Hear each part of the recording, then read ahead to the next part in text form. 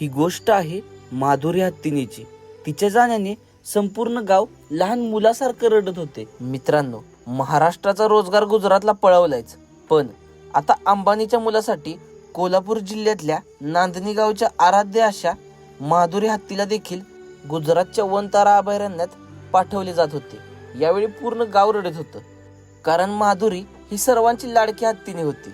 मित्रांनो, मला असं वाटतं की जर तुमचं एवढंच प्राण्यांबद्दल प्रेम आहे तर तुम्ही बेवारस प्राण्यांना पाळू शकता आणि त्यांचा सांभाळ करून त्यांना वाढवू शकता.